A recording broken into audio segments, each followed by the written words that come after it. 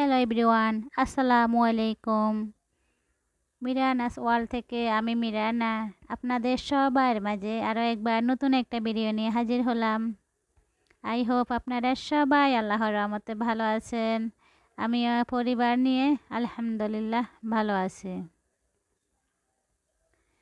আজকের ভিডিওটা সকাল থেকেই করতেছি, কারণ হচ্ছে আমাদের গৃহিণীদের প্রথম কাজ হচ্ছে সকালে ঘুম থেকে উঠে বিছানাপত্র গুছিয়ে নেওয়া।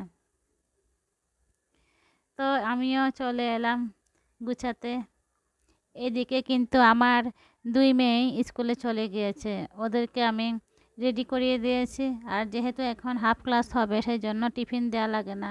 ওরও কিছুই খেতে চায় না, সামান্য একটু বিস্কুট দিয়ে দিই বা একটু কেক দিয়ে দিই, ওরা যদি খায় খাবে। বড় মেয়ে একদমই খেতে চায় না, খুব বিরক্ত করে। ছোটো মেয়ে একটু খায়, কিন্তু বড় মেয়ে অনেক বিরক্ত করে। তারপরে একটু দিয়ে দিই। যখন ওরা চলে গিয়েছে তখন ওদের রুমটা আগে গুছিয়ে নিয়েছি। এখন এসেছি এই যে আমাদের রুমটা গুছিয়ে নিতে। সকাল থেকে কিন্তু আমরা যারা গৃহিণীরা আছি তারা কিন্তু কাজে লেগে যায়, না হলে দেখা যাবে যে কাজকর্ম করতে অনেক লেট হয়ে যায়। বিশেষ করে শীতকালে দিন ছোট, তাই আমরা লেট করে একটু ঘুম থেকে যদি উঠি তাহলে দেখা যায় সব কাজ রয়ে গিয়েছে, এবং দুপুরের নামাজ জোহরের নামাজ, খাওয়া, গোসল সবই দেরি হয়ে যায়। এদিকে হচ্ছে আমার হাজব্যান্ডও কিন্তু ওদেরকে দিয়ে এসেছে। উনি আবার টেলিভিশন দেখতেছেন, নিউজ দেখতেছেন। তো আমি এদিকে এগুলো গুছিয়ে নিচ্ছি আর আমার প্রিয় আপুদের ভিডিও দেখতেছি। আসলে কাজ করতে করতেও কিন্তু আপুদের ভিডিও দেখি। আমি বেশিরভাগ ভিডিও দেখি এই যে সকালবেলা আর রাতের বেলা। দিনের মধ্যে কিন্তু আমি এই দুই সময়টাতে একটু ভিডিও দেখতে সুযোগ পাই, যখনই ঘর গুছাই তখন ভিডিও দেখি, আর হচ্ছে রাতের বেলা যখন সবাই ঘুমিয়ে যায় তখন। দেখবেন অনেক আপুই জানে এটা, কারণ আমি রাতে কমেন্টগুলো করি ভিডিও দেখে। কি করব, সময় পাই না। এখন এই যে রাতের যে কাপড়গুলো ছিল, এই যে আগের দিনে ভিজা কাপড়, এগুলো আমি বাইরে দিয়ে দিলাম। এদিকে দেখেন অনেক কুয়াশা পড়েছে, কিন্তু এখনও রোদের নাই। তারপরও এই যে হালকা হালকা মনে হচ্ছে রোদ উঠবে, এটাই ভাবছিলাম, তাই দিয়ে দিলাম কাপড়গুলো। দূরে দেখা যাচ্ছে একটা আম গাছ, আম গাছে কিন্তু আমের মুকুল এসেছে। আমার কাছে অনেক ভালো লাগে আমের মুকুল দেখতে। তারপরে নাস্তা করে ফেললাম টুনাটুনি দুইজনে বসে, যেহেতু মেয়েরা স্কুলে আছে। এখন দেখেন সূর্য কিন্তু এই যে বড় হয়ে গিয়েছে, আলোকিত করে দিয়েছে। কুয়াশাগুলো আস্তে আস্তে কেটে যাচ্ছে আর সূর্য মামা বুঝি জেগে উঠতেছে। এখান থেকে আমি ধনিয়া পাতা নিব। আজকে আমি চিংড়ি মাছ দিয়ে এই যে মসুর ডাল দিয়ে ব্লেন্ড করে নিয়েছি, এটা দিয়ে আমি বড়া বানাবো।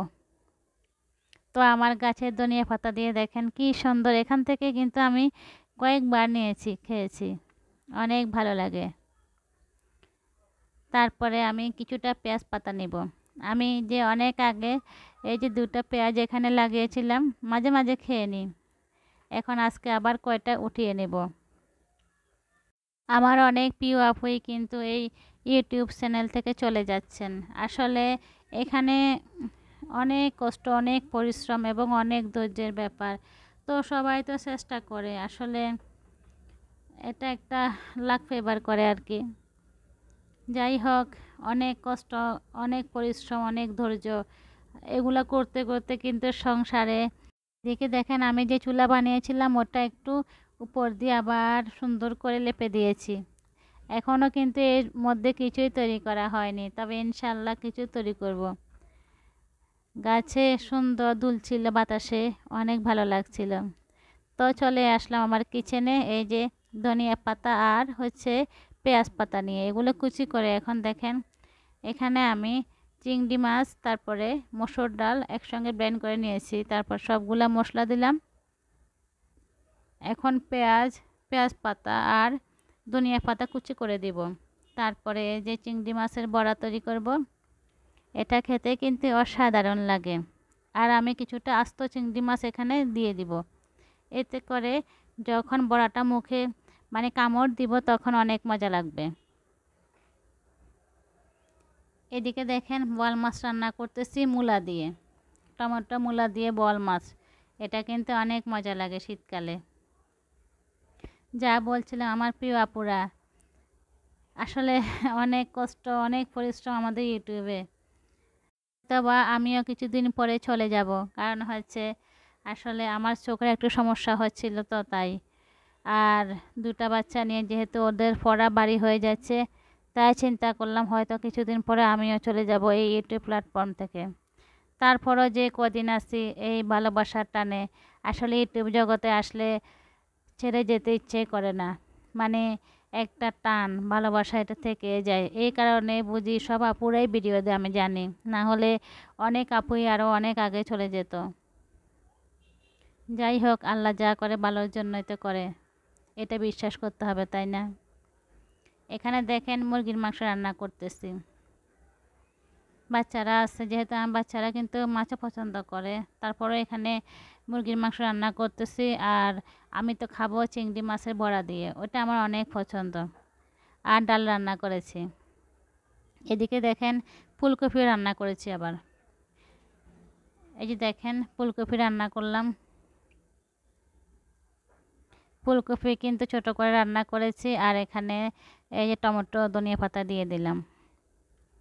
শীতের সবজি এখন তো 200 টাকার সবজি আনলে মনে হয় পুরো ডাইনিং টেবিল পুড়ে যায়, মানে এতটাই সস্তা এখন।